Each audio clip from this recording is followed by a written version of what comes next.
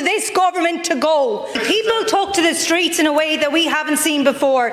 People left their homes, they left their families, they left their livelihoods to stand up for themselves and for their communities, demanding a better Ireland. And how dare ye ignore the people again here today? You talk about Sinn Féin, but you don't talk about the people. It was the people that went out and said enough is enough. It was the people who had to take to the streets to demand action, and it was the people who said they have no confidence in you.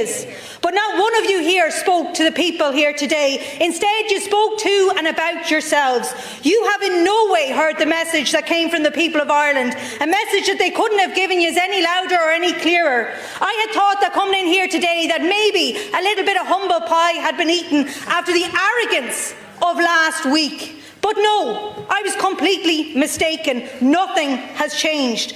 Because, of course, all of this happened because you refused to talk. You refused to engage, you refused to listen, and you refused to act. You refused to represent the people like they demanded that you represent them.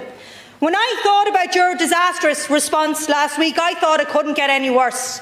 But the fact that you locked Galway representatives out of a meeting is absolutely shameful. Do you even realise how disrespectful that was? Do you understand the blind arrogance that you showed? It was like something out of a schoolyard. You were saying, well, I'll talk to those, but I won't talk to them. It was absolutely and utterly unbelievable.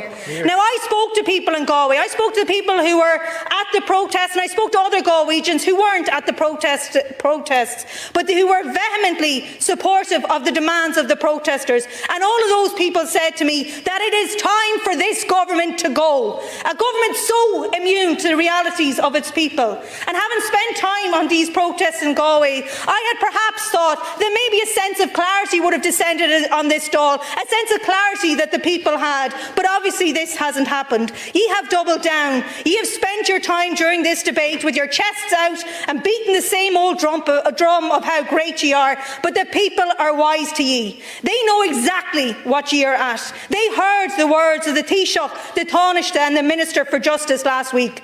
Words which showed how out of touch ye are with the realities of people's lives, the contempt you show for the realities of people's lives, and you've shown a lack of awareness to the struggles of ordinary working people, these struggles that they face on a daily basis. But I tell you now, the people know whose side you're on, and they know that you are not on their side. It is time for this government to go.